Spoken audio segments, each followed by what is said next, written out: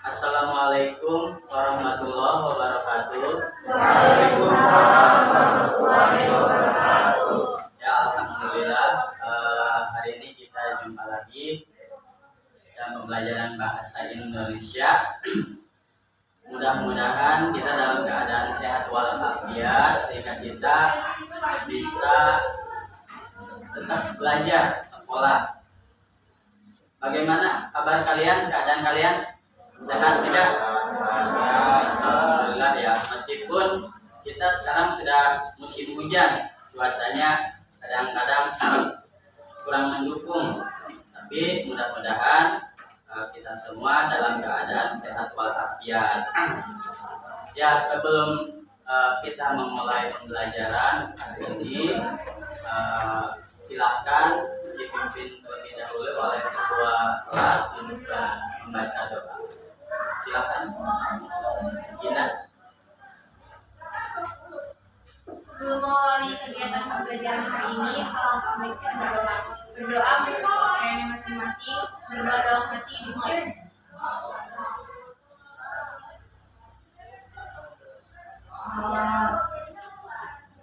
Berdoa selesai.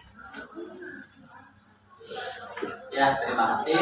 Mudah-mudahan dengan memulai pembelajaran dengan membaca doa terlebih dahulu, ilmu atau pelajaran yang kalian cari di sekolah itu bisa menyerap dan bisa bermanfaat untuk kita semua, untuk kalian khususnya. Yang Bapak absen terlebih dahulu barangkali ada yang sakit atau ada yang tidak sekolah. Ahmad Fahrija, ya. Ahmad Nur Fauzi, Aldi, Amelia Lestari, Andini, Arga, Ayang apa ya? Tidak sekolah. Dia hadir. Mungkin Erlita, Gali, Ina, Haidir, Kalea, Karina, Kurnia Ahmad, Leni, Lingga, Yasasi, Al Irsyad, Faisal sakit atau Alfa? Nggak tahu, berarti Alfa ya. Muhammad Ahwaj, Hilman, Nopal, hadir Pak. Nur Aulia, Putri Aristia, Rianti, Selva, Tania, Tere,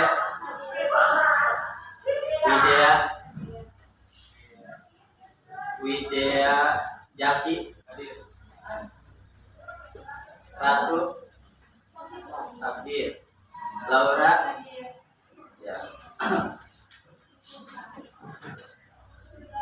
Alhamdulillah, yang hadir berarti dalam keadaan sehat.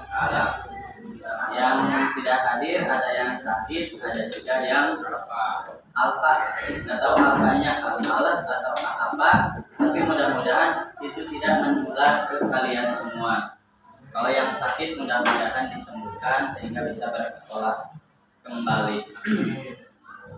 Ya, materi kali ini adalah materi mengenai cerita pendek berlatar belakang sejarah Indonesia. Yang sebelumnya Bapak sudah menyampaikan mengenai unsur-unsur pembangun cerpen.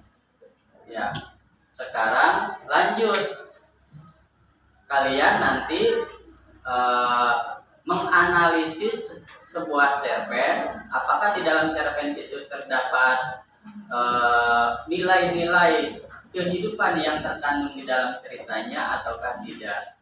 Kemudian terakhir kalian menulis cerita pendek berlatar belakang sejarah masing-masing. Nah, diharapkan dalam pembelajaran ini nanti kalian itu bisa menulis cerpen, mengembangkan bakat. Mungkin ada yang sudah berbakat menulis cerpen, ada yang idenya banyak tapi belum bisa dituangkan ke dalam tulisan, ada yang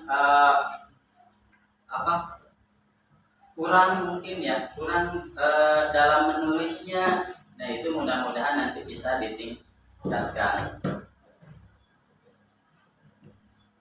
Ya.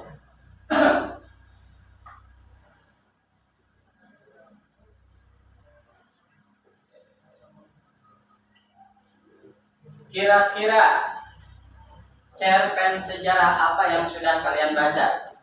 Silahkan buku paketnya dikeluarkan dulu.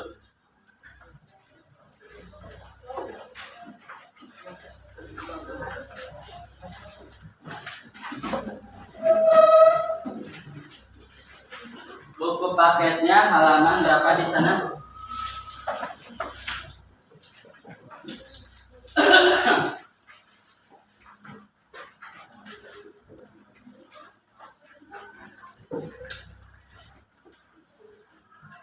Ada di halaman cerpen itu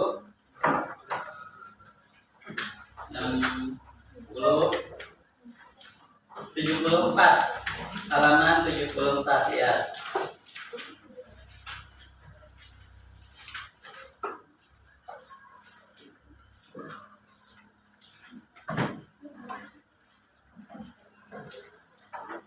Ada? Ya, silakan terlebih dahulu baca materi unsur ekstrinsik cerpen, kemudian membaca cerpen Tanah Air dulu. 10 menit waktu untuk membaca secara mandiri terlebih dulu. Silakan baca bukunya.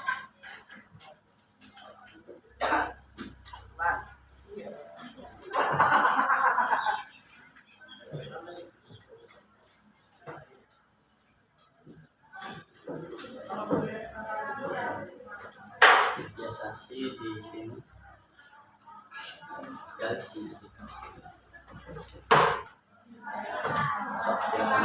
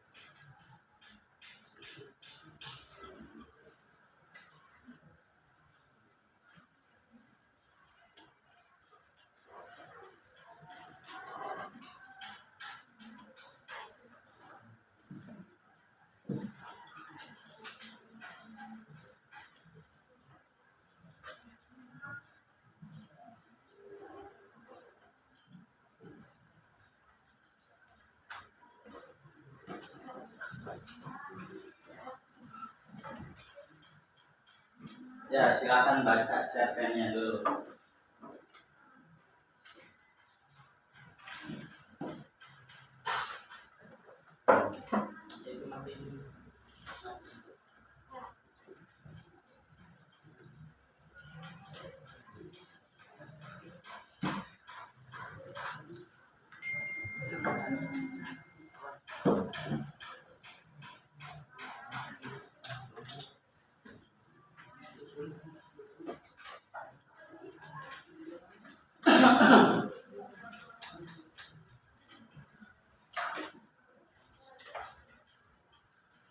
Ya sok baca ke buku dulu HP-nya nanti.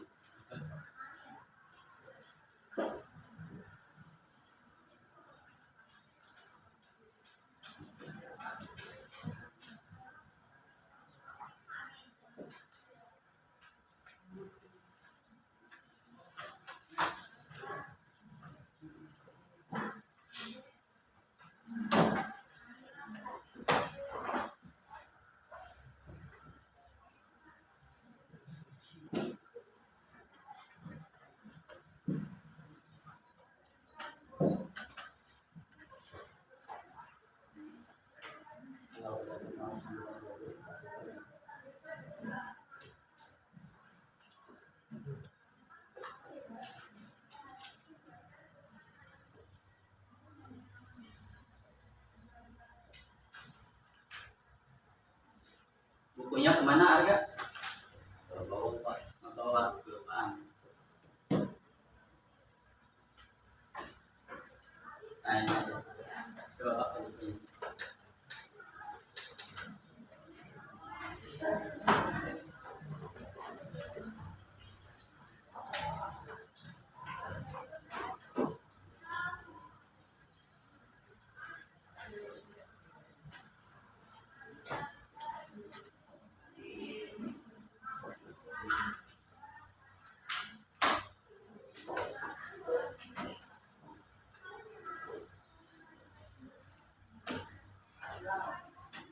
Udah? Belum Pak. Oh, dikit lagi.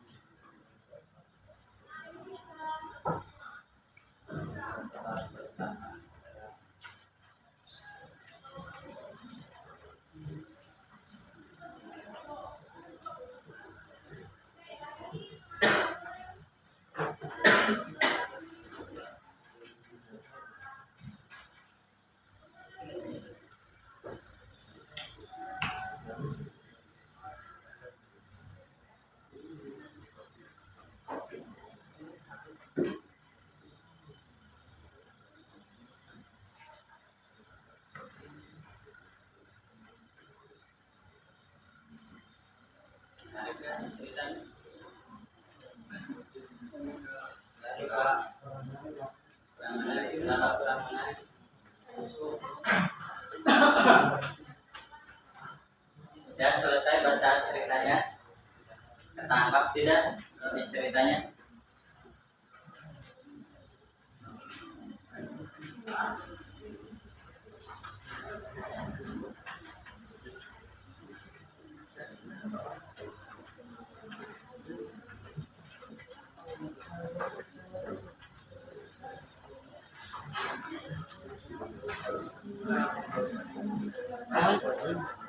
Ya, ya, perhatikan Bapak, kami simak. Nah, kalian sudah membaca mengenai unsur ekstrinsik serta cerpen tanah air. Kira-kira gina, apa nilai-nilai yang terkandung di dalam cerpen tanah air?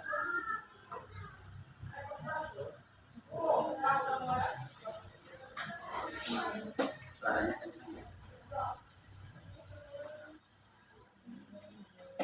Kira-kira apa?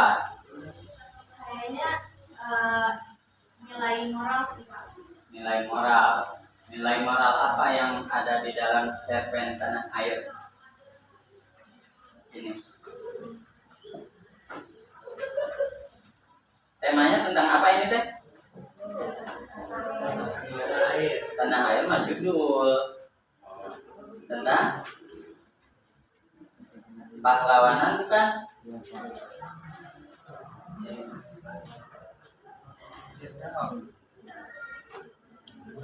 Ya, lihat.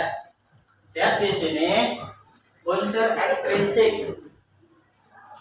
Unsur ekstrinsik di dalam sebuah prosa fiksi, baik cerpen ataupun novel, itu pasti ada unsur pembangun. Salah satunya unsur ekstrinsik. Di dalamnya terdapat nilai moral, sosial, budaya, politik, dan nilai agama. Mengapa unsur ekstrinsik itu bisa berpengaruh?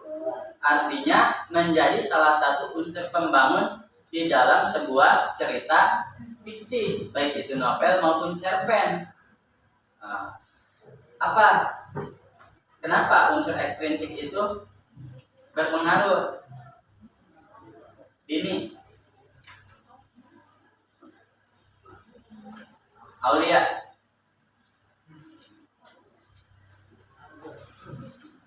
Kenapa unsur ekstrinsik itu berpengaruh terhadap sebuah cerita pendek, cerita fiksi? Menurut Aulia.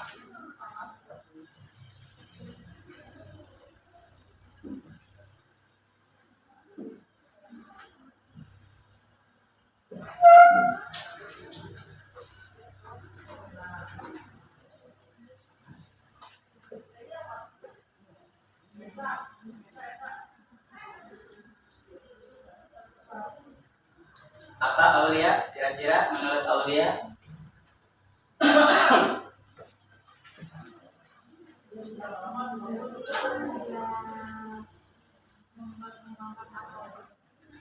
Apa? Memperkembangkan akal budinya. Contohnya?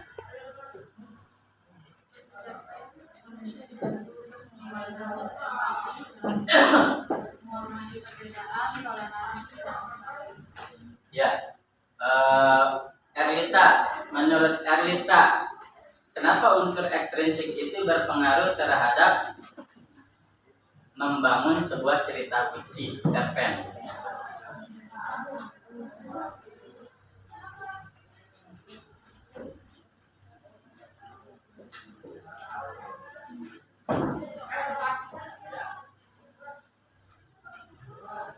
Ya, menurut Erlita.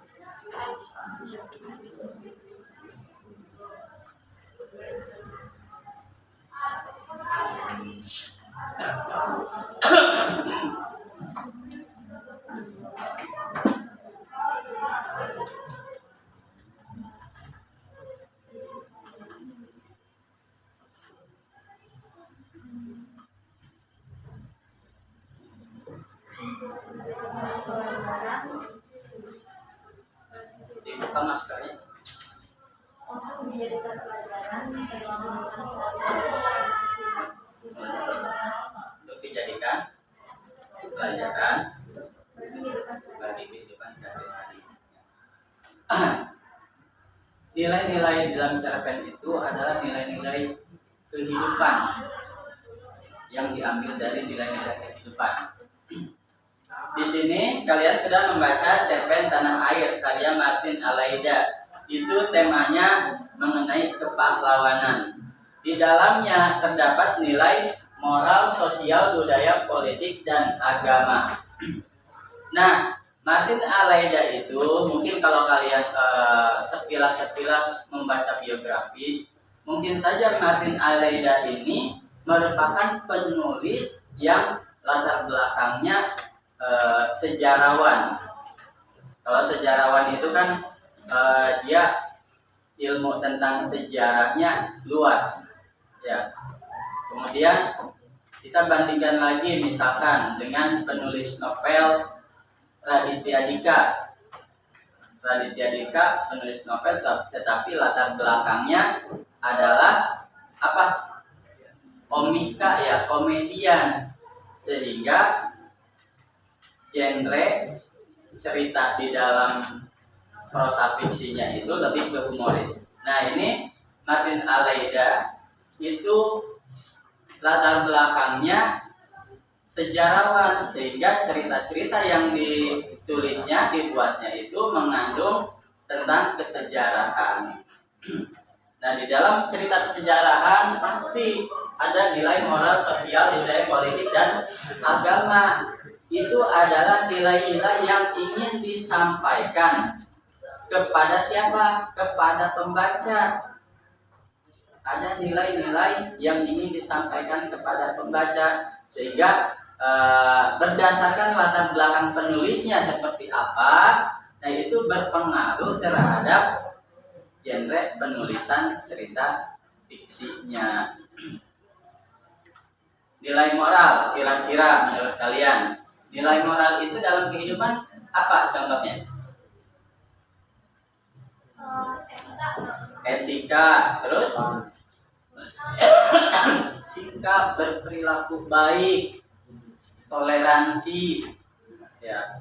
Kita dalam keadaan keberagaman yang berbeda dari latar belakang orang tua, keluarga, agama. Mungkin di sini juga ada yang Kristen, itu berbeda, tetapi kita masih bisa saling berteman, bersosialisasi tanpa ada permusuhan. Nah, itu kan nilai moral. Gina berteman dengan Teresia yang berbeda agama tetapi bisa bersahabat, menghormati, menghargai agama satu sama lain. Itu nilai, salah satu contoh nilai moral. Kemudian nilai sosial, kira-kira apa? Nah, biasa sih mana? Kira-kira buka itu maskernya. Contoh nilai sosial apa yang dalam kehidupan sehari-hari kalian? Saling tolong menolong, gotong royong, ya. Barangkali si Gali tidak punya uang jajan, tapi lapar. Nah, biasa sih punya uang jajan yang lebih. Nah, karena berteman, menolonglah si Gali yang telah lapar. Nah, itu salah satu contoh nilai sosial, saling tolong menolong. Kemudian nilai budaya, apa nilai budaya? Kira-kira? Tradisi, terus nilai budaya.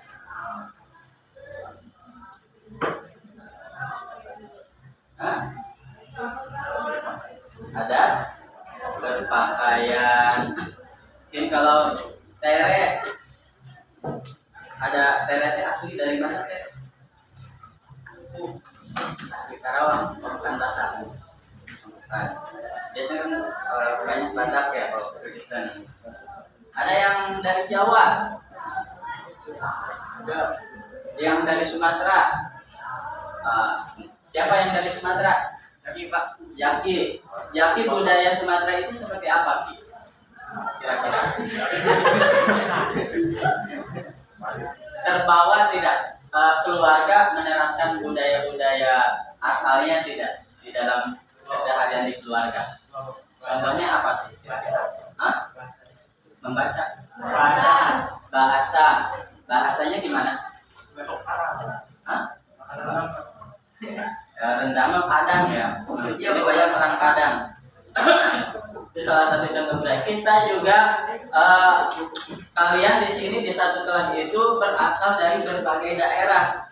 Asal orang tuanya ya, mungkin kalau lahir mah kalian di Karawang. Tapi orang tua ada yang dari Padang, ada yang dari Jawa, ada yang dari Sumatera, Batak. Nah, masing-masing keluarga itu kan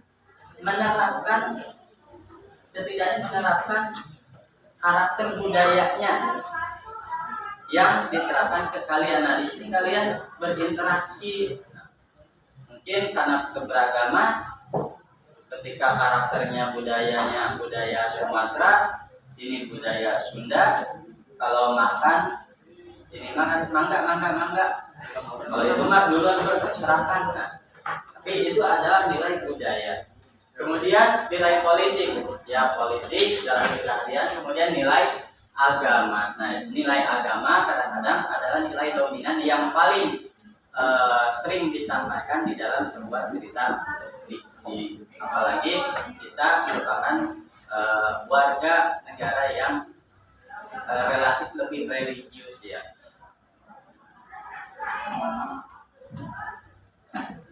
Nah, ini unsur ekstrinsipnya. Ya, kebaca gak? Ayo. Latar belakang masyarakat dapat mempengaruhi terbentuknya jalan cerita dalam cerpen, misalnya kondisi politik, ideologi, sosial, dan ekonomi masyarakat. Itu tadi contohnya, Bapak mencontohkan Raditya Dika. Latar belakangnya komika lah, komedian, tetapi dia mahir menulis novel, memproduksi novel.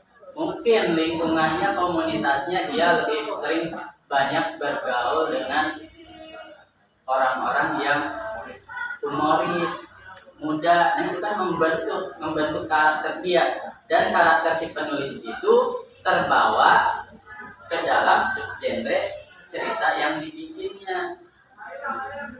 Beda lagi dengan Habibur Rahman El-Siraji yang notabene-nya dia adalah lahir dari keluarga kiai, pesantren, lingkungan pesantren, maka karakter yang terbentuknya adalah religius.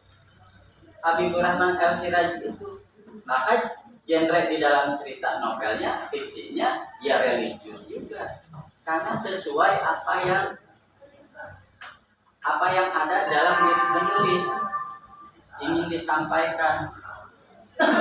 Ya, latar belakang pengarang. Nah, kemudian ini riwayat hidup, biografi, kita bisa lihat di biografinya. Kondisi psikologis meliputi mood dan motivasi. Kondisi ini sangat berpengaruh dengan apa yang akan ditulis dalam cerita. Kemudian aliran sastra berpengaruh dalam penulisan bahasa yang digunakan pengarang. Tadi Raditya Dika bahasanya bahasa yang humoris. Contoh judulnya apa? Salah satu judul novelnya Kuala Kumang. Terus apa? Kambing hitam ya? Apa? Merah jam. Apa? Ada yang tahu nggak?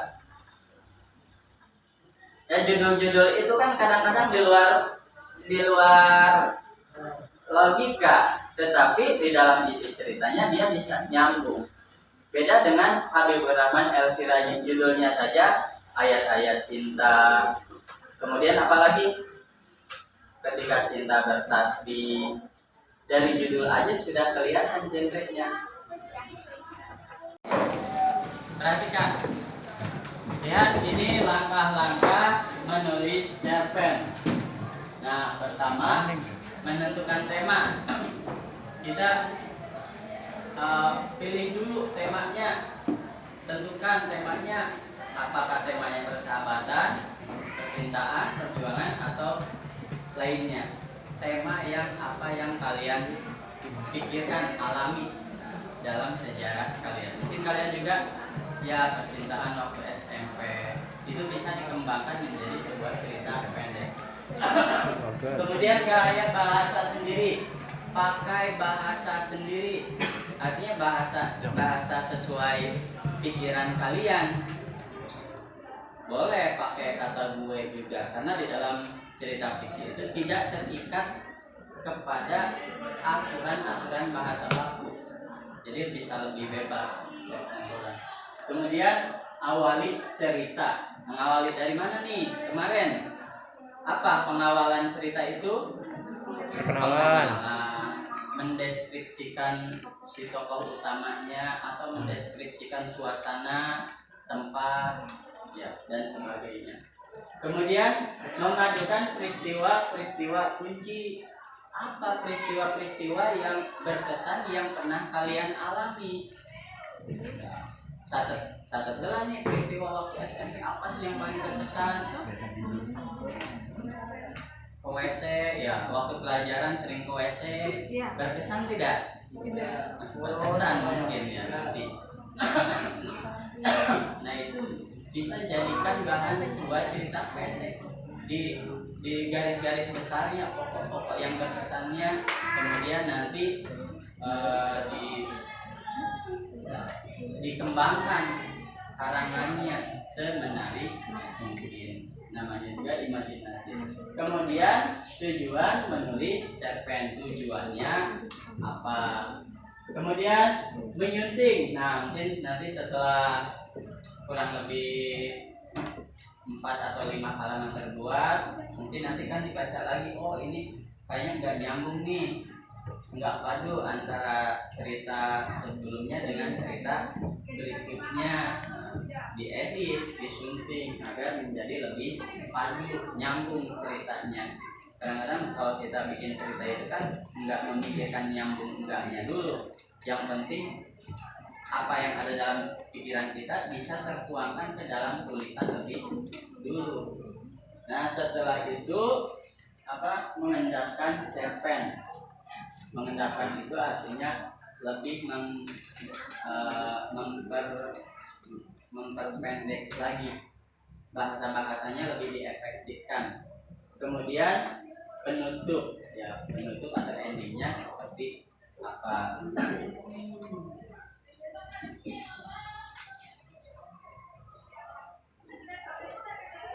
Ya, ini Bapak terlebih dahulu memperlihatkan cerita riwayat Jenderal Sudirman. Kedengeran ya? Bapak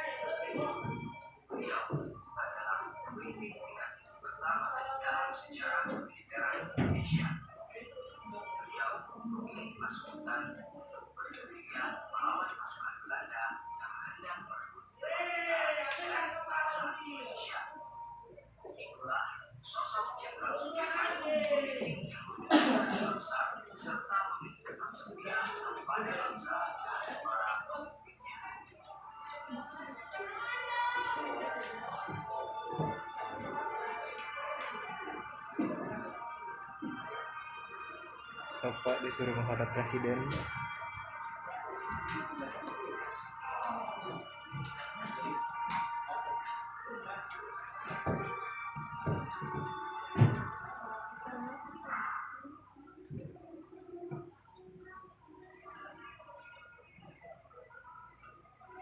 Jenderal Sudirman atau yang dikenal dengan Raden Sudirman lahir di kota Purbalingga pada tanggal 24 Januari 1914. Sudirman merupakan anak dari pasangan Karsip Kartau Gaji dan Siau. Karsip merupakan pekerja, namun sayang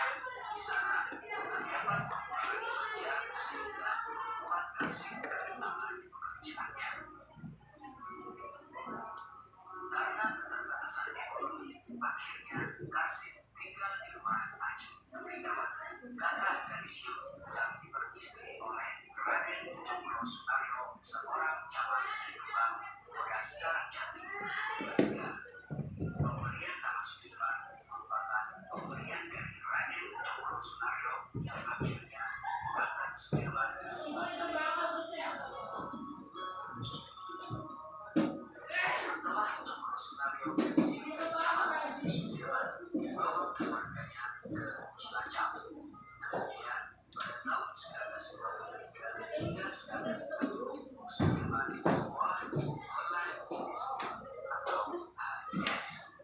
Tidak lama kemudian Sudirman dipindahkan ke sekolah menengah taman siswa yang kemudian melanjutkan pendidikannya di Pondok yang berada di Banyumas.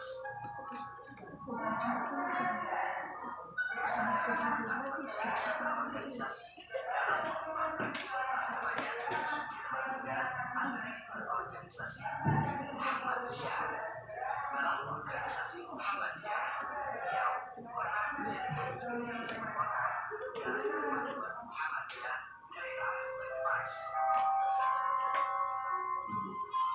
Bagi Sudirman, berorganisasi adalah bagian bukan merupakan mencari penghidupan.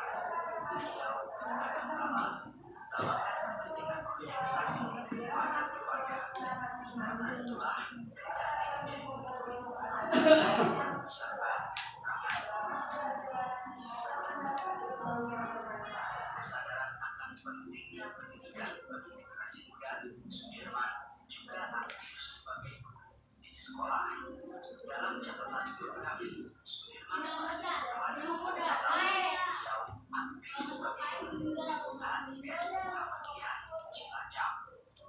Beliau menjadi guru bukan semata-mata karena kekurangan, bisa saja mencari pekerjaan lain yang gajinya lebih besar, mengingat saat itu beliau cukup populer sebagai pemimpin Muhammadiyah.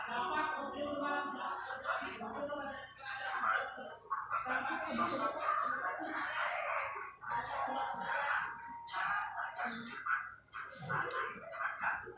Bahkan beliau dijuluki karena mengandalkan gurunya untuk membantu teman-temannya yang sedang kesulitan dalam acara. Seiring berjalannya waktu, menjelang masa penjajahan Jepang, Sudirman terpaksa melepaskan pekerjaan yang dicintainya sebagai guru. Saat itu, situasinya tidak memungkinkan dalam menjalankan pendidikan karena semua orang terpusat pada serangan Jepang.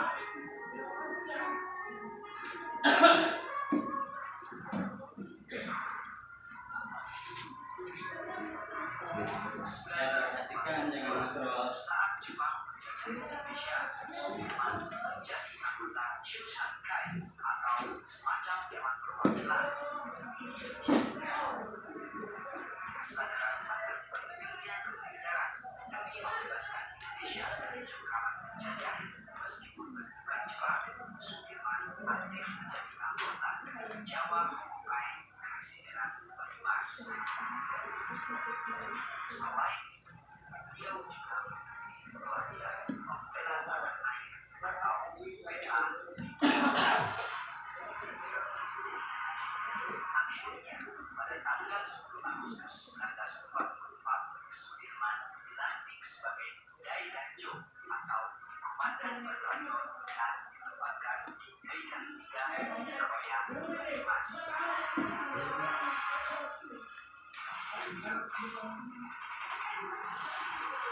Karena kiprahnya yang sangat baik dan bisa meredam secara elegan dalam peristiwa pemberontakan kereta pada tanggal 25 April 1945, Sudirman semakin mendapatkan respek yang tinggi, termasuk dari tentara Jepang.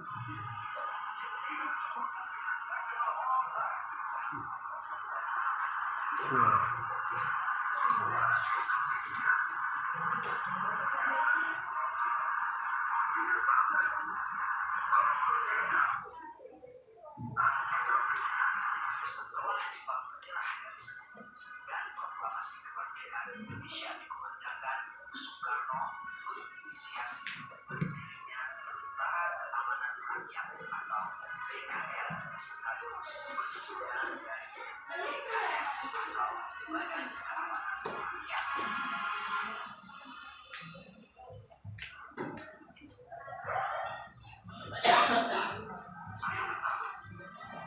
Saya membela pemerintah untuk merdeka 100%. Pada tanggal 20 Oktober 1945, Sudirman dilantik menjadi komandan divisi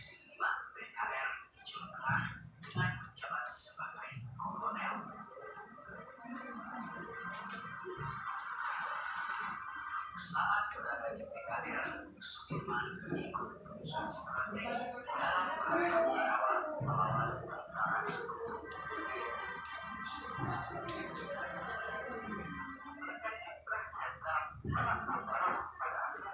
Kelihatannya tapi dia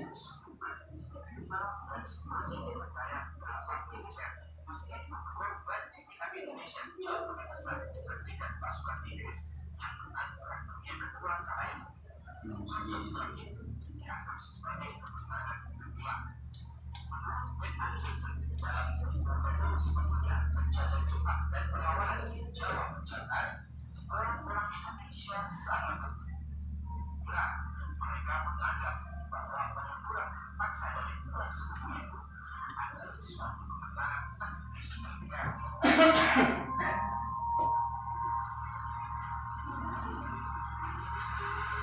Karena kiprah Sudirman dalam perang Ambarawa itu, akhirnya Presiden Soekarno mempercayakan kepemimpinan tentara di tangan Panglima Besar Jenderal Sudirman yang sebelumnya sudah terpilih sebagai Panglima tertinggi lewat cuti pada tanggal 12 November 1945.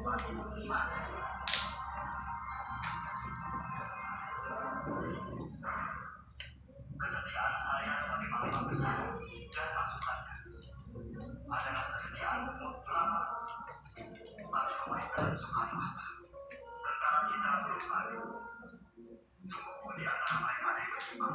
Sebagai Panglima Besar, Jenderal Sudirman tampil sebagai sosok pemimpin yang sederhana di kalangan prajurit. Beliau adalah sosok yang paling dihormati. Perwira-perwira yang tidak menyukainya pun tampak sulit mendongkelnya dari jabatan Panglima tertinggi. Di luar internal PKR yang menjadi cikal bakal Tentara Nasional Indonesia atau TNI, Jenderal Sudirman fokus pada musuh yang besar dan nyata, yakni tentara Belanda yang dipimpin oleh Letnan Jenderal Simon Hendrik Spoor. Kala itu, tentara Belanda terbilang lebih kuat dari PKR yang dipimpin oleh Jenderal Sudirman.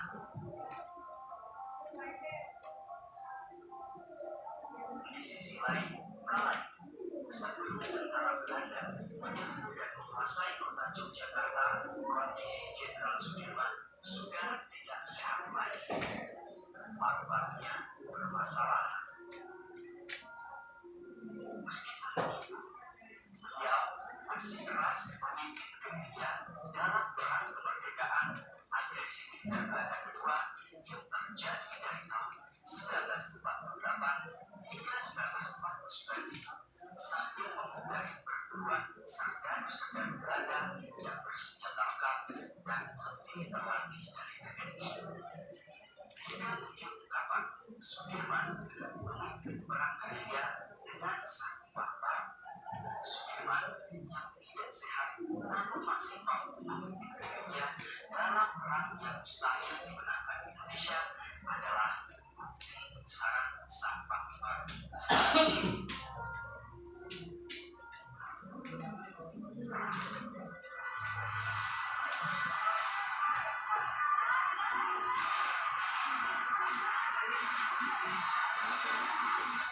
Desember 1948, Belanda mulai menyerang pangkalan udara Panggung Yogyakarta yang saat itu menjadi ibu kota Indonesia. Belanda bertujuan untuk menangkap para pemimpin maupun pejabat negara dan juga menumpas tentara Indonesia. Tidak lama setelah operasi gagak yang dilancarkan oleh Belanda di Yogyakarta ini, siang hari Belanda berhasil menangkap Soekarno, Hatta, Sultan Syahrir, Haji Agus Salim, dan beberapa tokoh Indonesia lainnya. Mereka diasingkan di dua tempat, yakni Sumatera dan Pulau Bangka.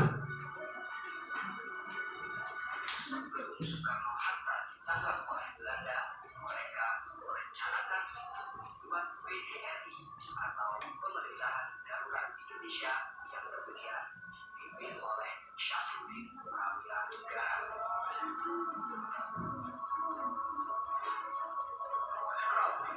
Baru saja saya mendapat kabar Presiden tidak berkomentar.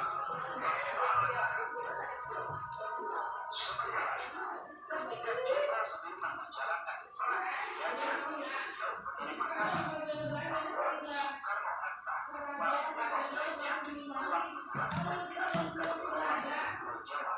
Kabar itu menjadikan Jenderal Sudirman beliau mengambil Soekarno.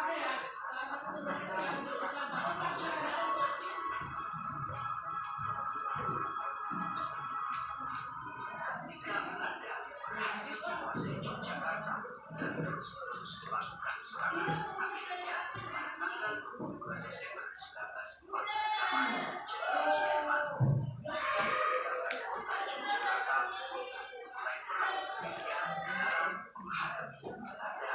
Tujuan akhir perang dengan Jenderal Sudirman memutuskan memilih Gunung Kunis Kediri karena dinilai strategis. Selama perangnya, Jenderal Sudirman diarahkan karena kondisi Jenderal Sudirman sedang sakit parah. Meskipun beliau sakit parah, bagi Jenderal Sudirman tidak ada kata menyerah. Beliau adalah orang yang sangat mandirian dan berusaha secara maksimal meskipun kondisinya membutuhkan dirinya.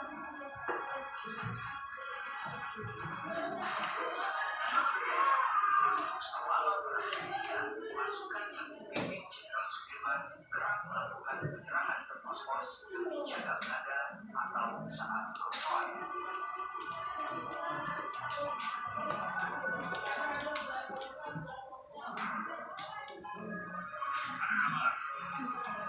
Panglima besar bersama kalian.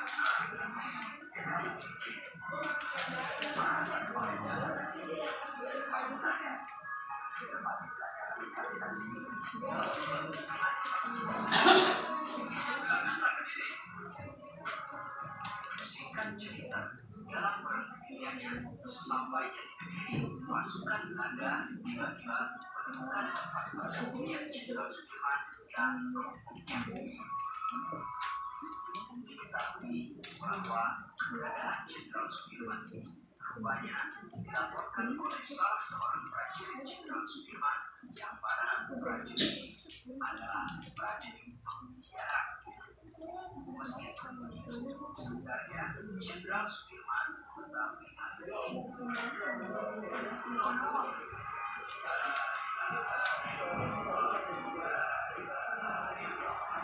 Karena keberadaan Jenderal Sudirman diketahui oleh Belanda dalam keadaan genting, Jenderal Sudirman itu lantas mengajak para prajuritnya ini untuk menggelar pikir bersama.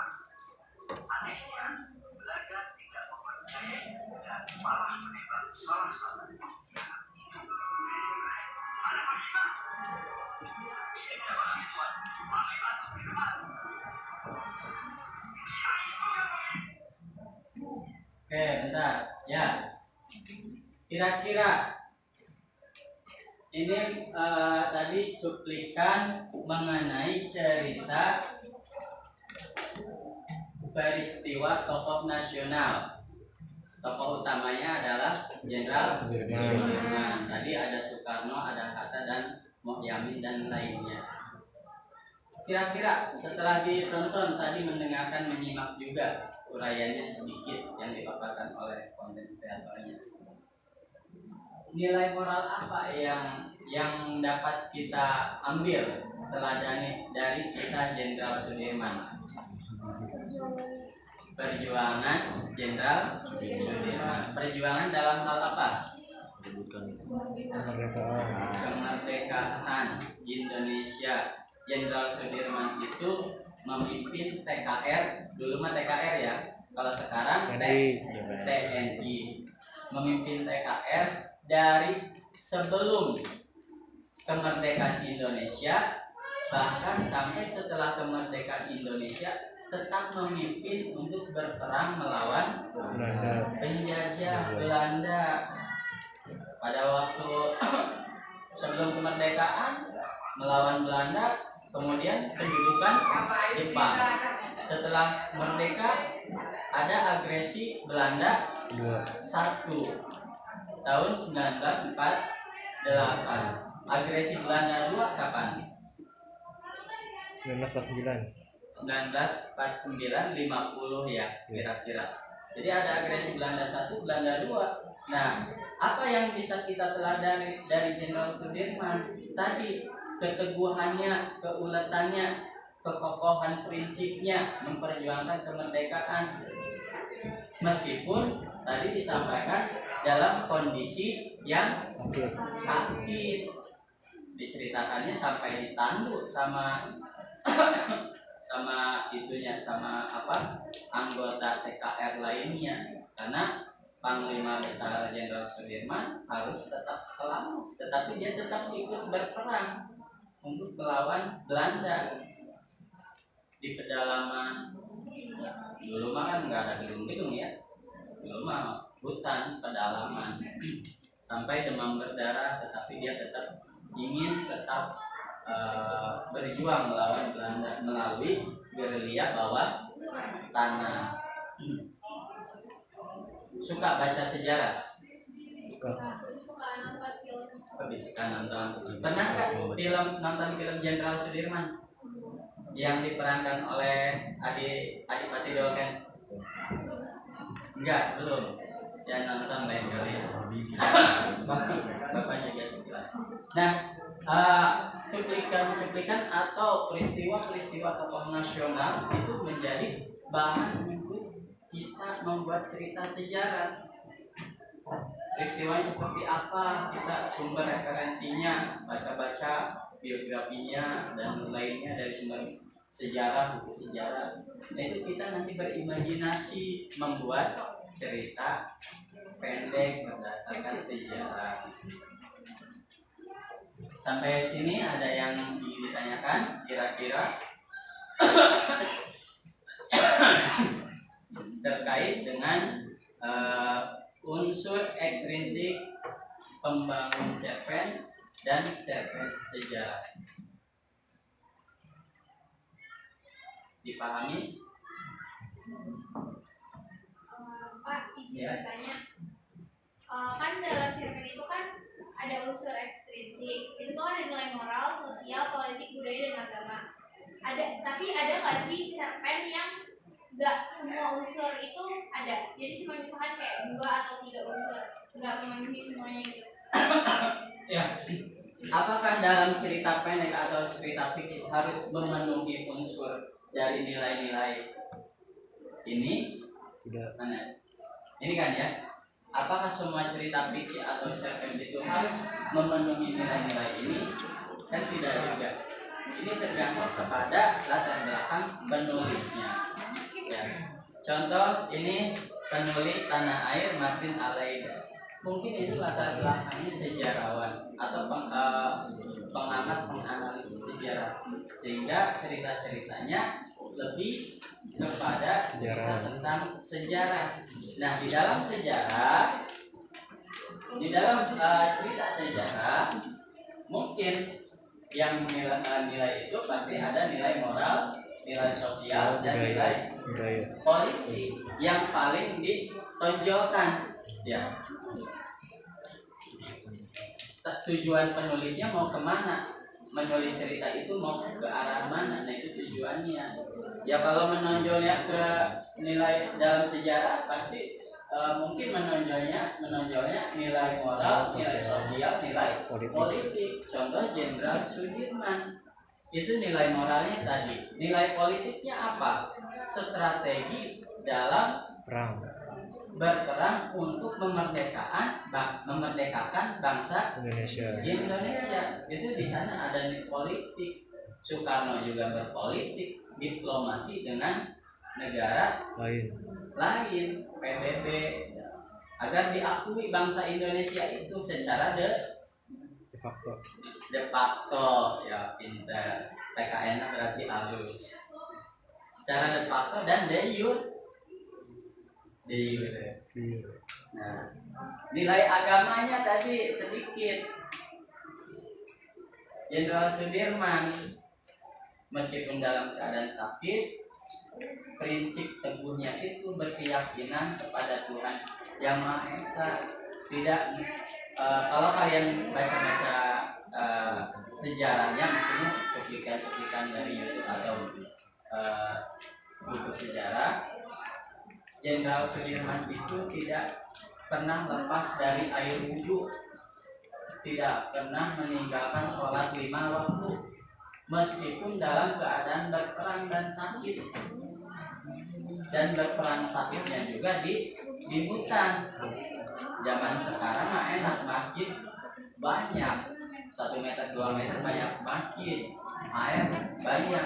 Mungkin zaman dulu mah kan kita ngebayangin hutan Kalimantan, tahu? Waktu kecil pernah ke hutan tuh? Kahumat, namun bahasa Sunda mah. Udah pernah ya? Di Karawang ada humat ya? Bapak waktu kecil suka main ke humat, nggak ada tuh. Air juga paling sungai itu jarang-jarang.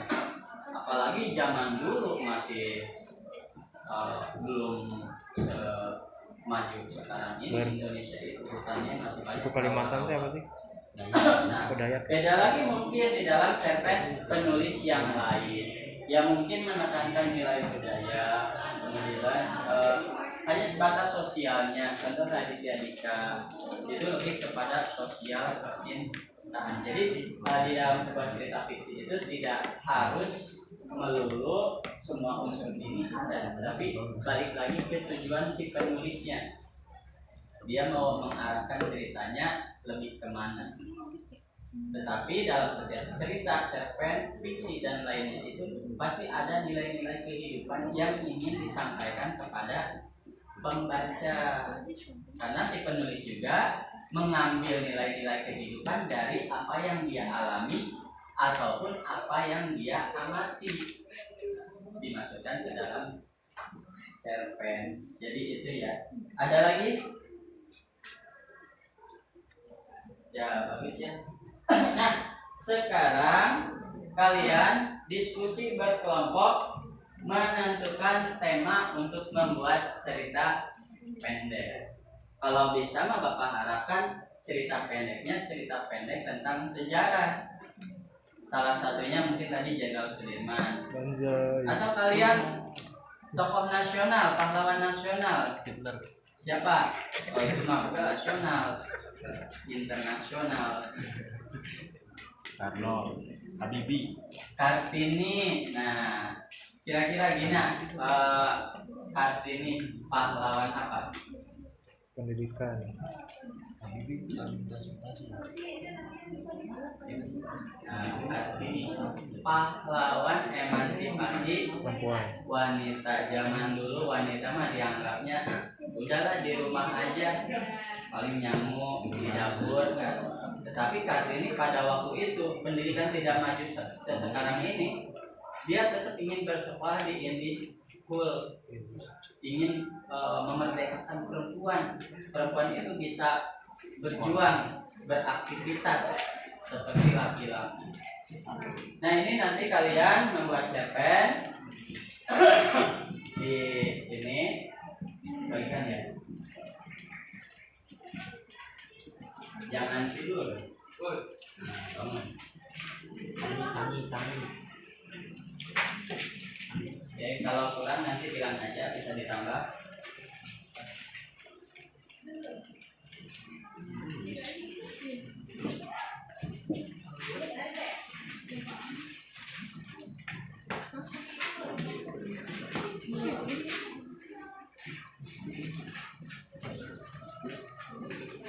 Belakang.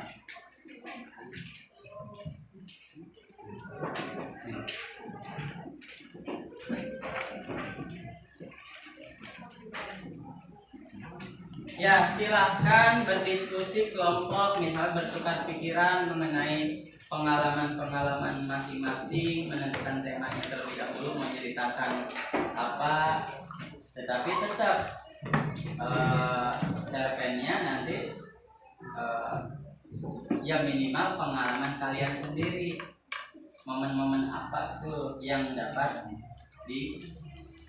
bikin cerpen. Silahkan sampai mulai dari sekarang untuk membuat cerita pendek 10.05 sampai 10.20 ya.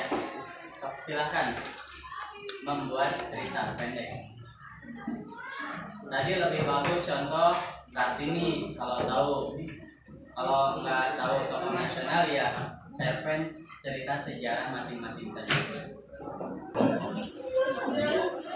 Yuk ke buku dulu, ke tulis, merancang membuat cerpen dulu. Silakan. Setelah pikiran selesai.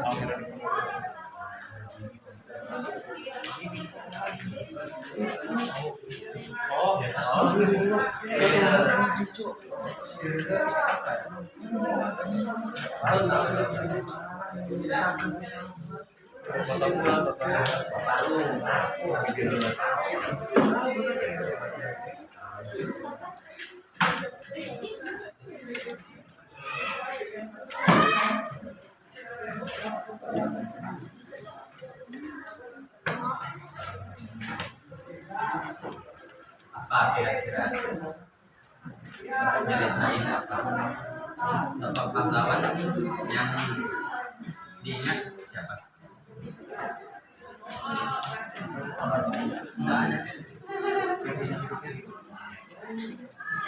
Ibu pahlawan bukan? Nah, coba ceritain ibu.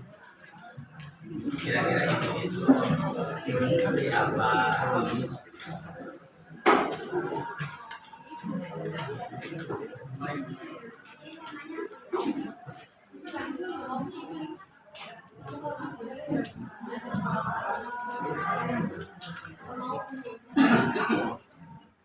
Yuk, merancang cerpen bisa.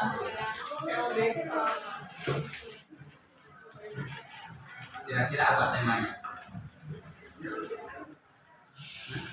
Bisa.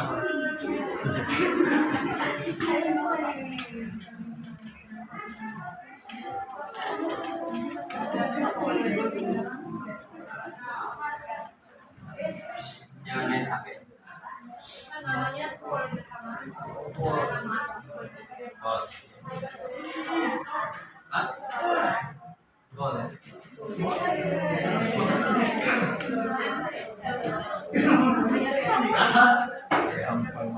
Gak usah harus nama merek ya, ganti aja nama. Orang atau apa ya.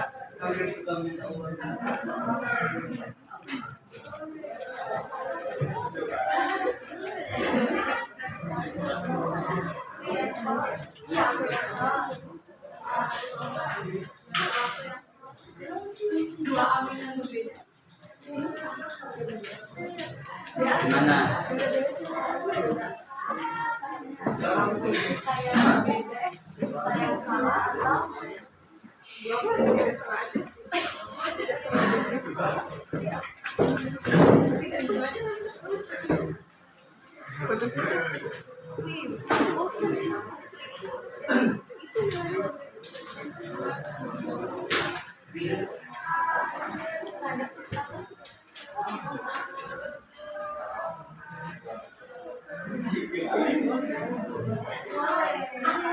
Yuk, bisa. Ini setiap kelompok ceritanya sama apa berbeda? Berbeda kan sejarah masing-masing. Kalian kan punya pengalaman masing-masing. Ini tokoh nasional apa Pak? Hah? Tokoh nasional. Boleh. Ya. Apa yang salah?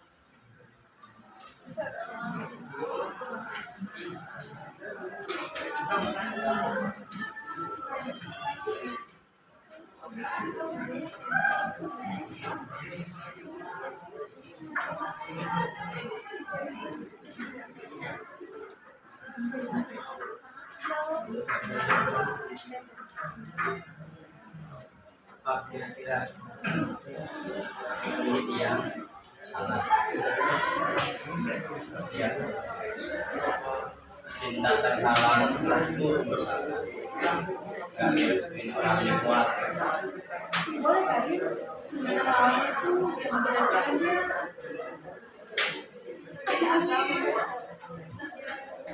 Ya bisa.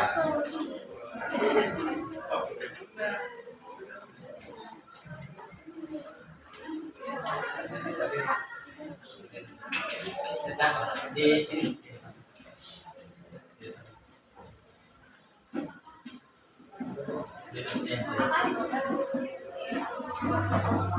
Ya.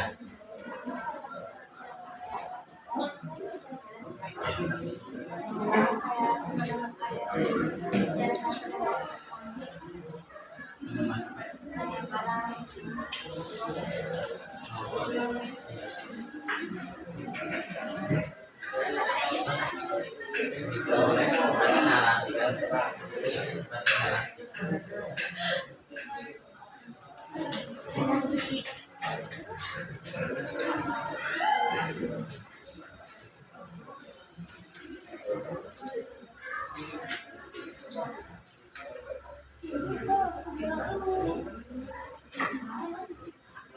yuk semangat membuat cerpennya.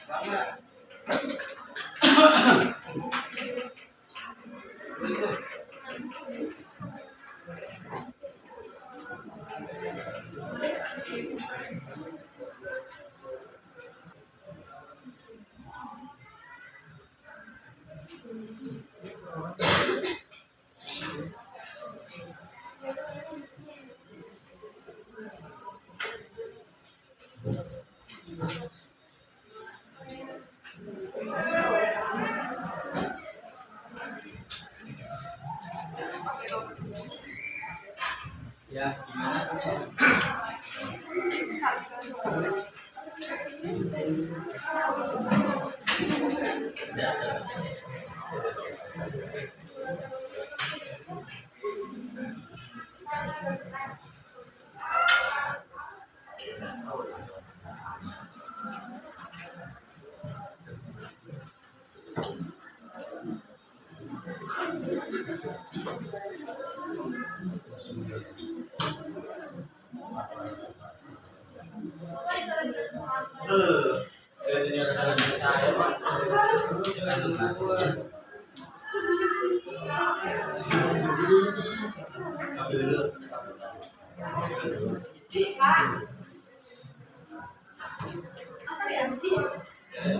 Kenapa kurang kertasnya? Ya, sok serius bisa lah bikin cerpen.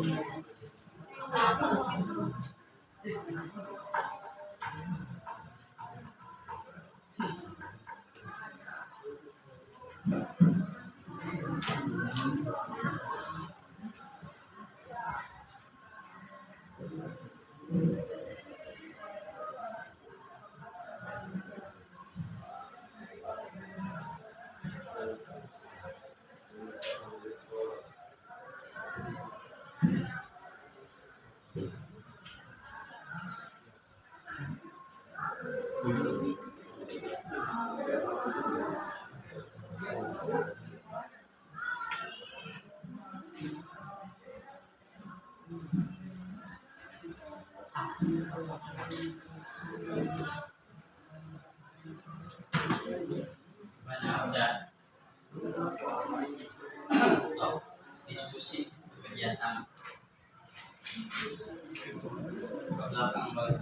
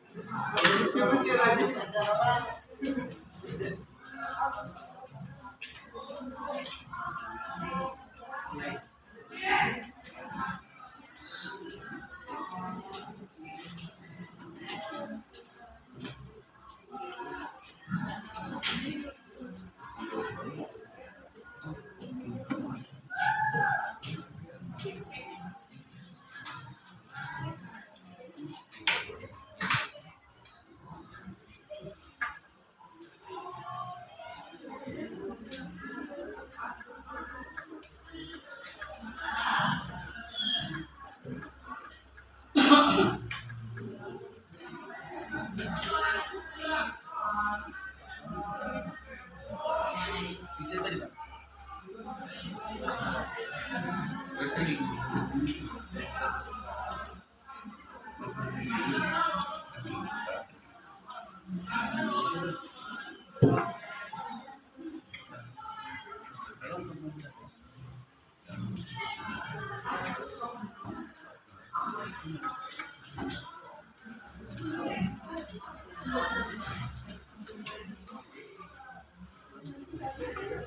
Bentar. Iya.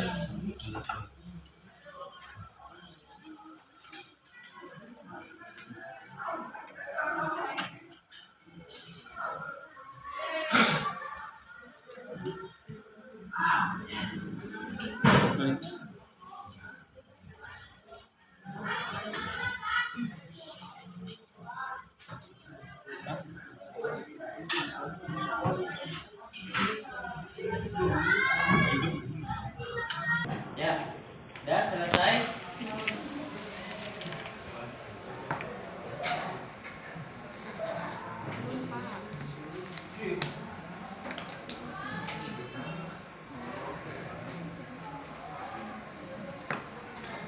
Ya, 5 menit lagi dikumpulkan.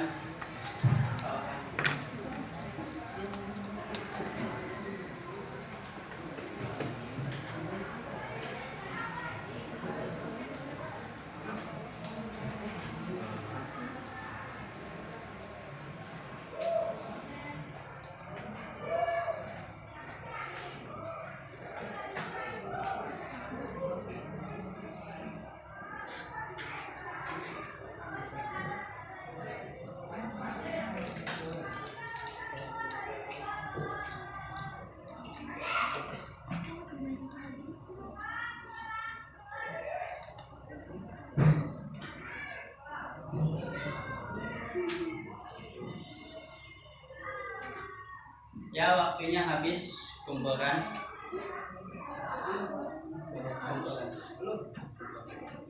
Kumpulkan.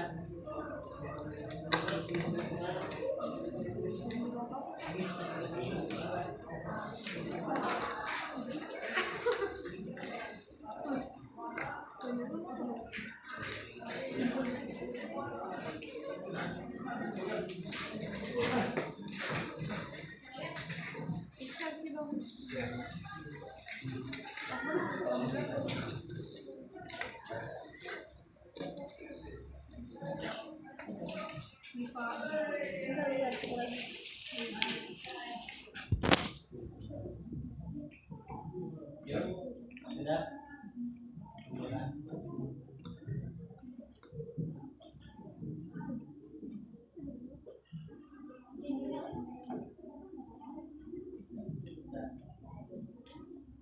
Ya. Ya.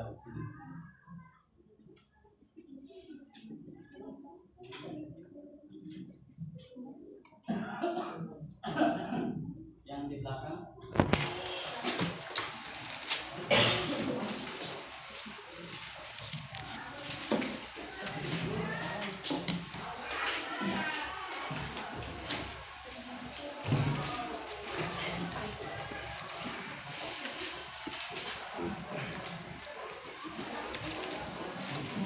Ya. Bentar.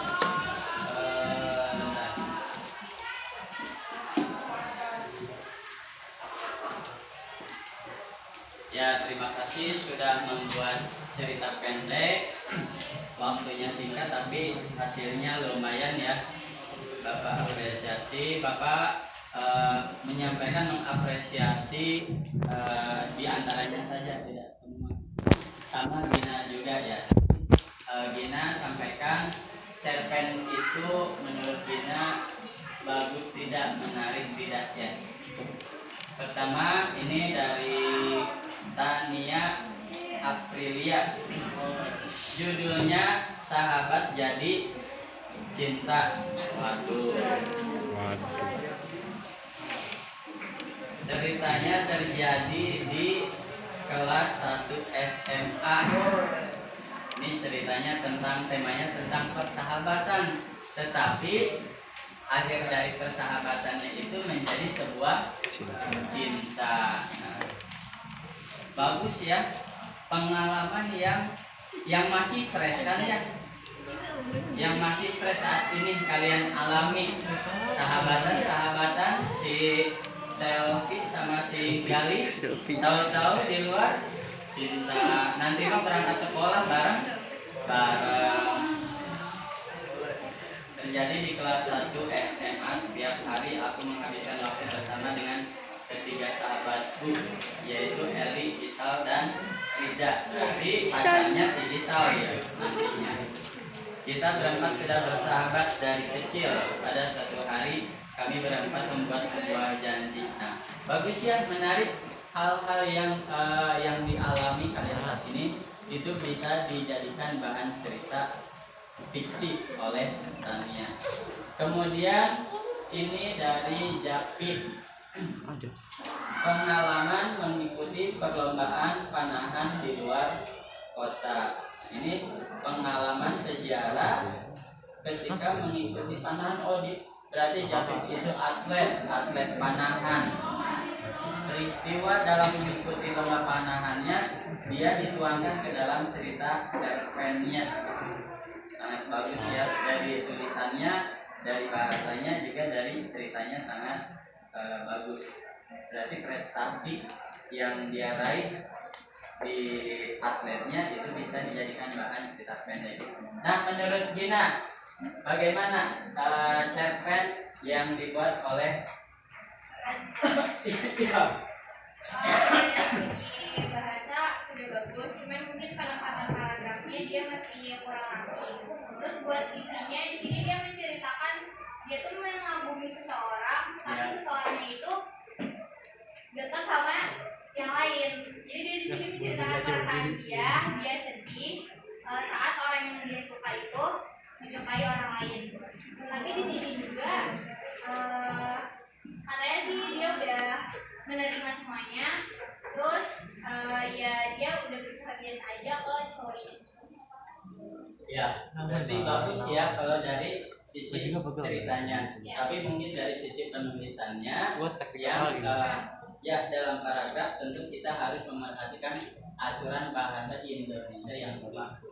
Dan penulisan itu ada aturan bahasa Indonesia yang harus dipakai ya. Ya. Terima kasih. Kaki dulu sama tangan. Jadi kesimpulannya apa? Hari ini kita belajar apa, Gina? Cerpen mengenai Sejarah. ekstrinsik. Apa saja, bangun dia coba. Apa saja unsur ekstrinsik di dalam cerpen itu?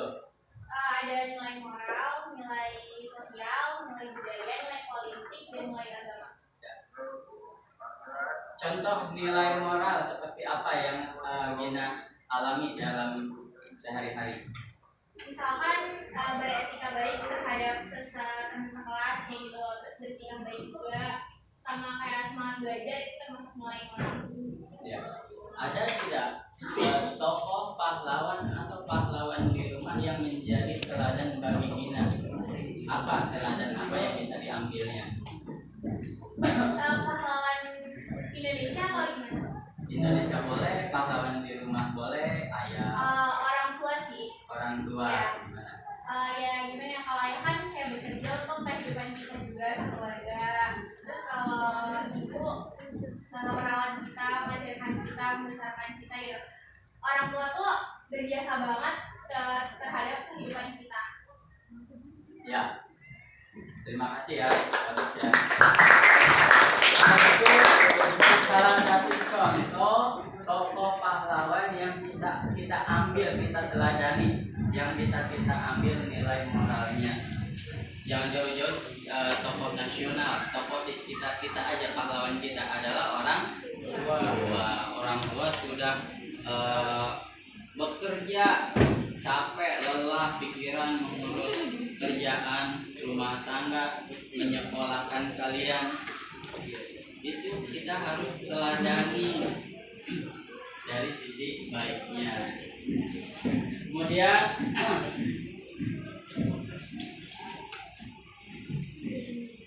ya alhamdulillah kegiatan pembelajaran hari ini mengenai unsur ekstrinsik dalam cerpen sejarah kita sudah pelajari, di mana di dalamnya ada nilai moral, sosial, budaya, agama, serta politik.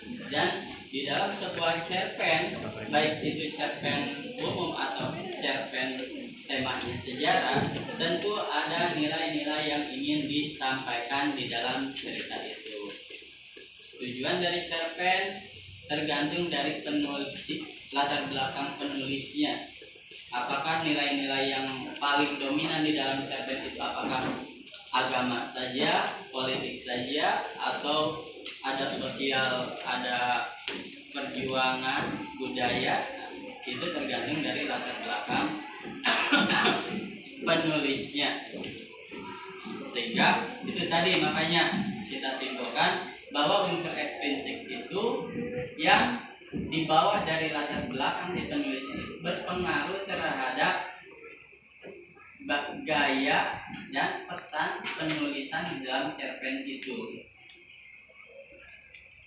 Ya, alhamdulillah, sebelum kita akhiri, kita tutup dengan bacaan alhamdulillah. Sebelum diakhiri juga, silakan dipimpin oleh ketua kelas untuk mengakhiri doa penutup, mengakhiri pembelajaran dengan doa penutup. Silakan Dina pimpin. Baik teman-teman semua, sebelum mengakhiri pembelajaran hari ini, alhamdulillah kita berdoa menurut kepercayaan masing-masing, berdoa dalam hati.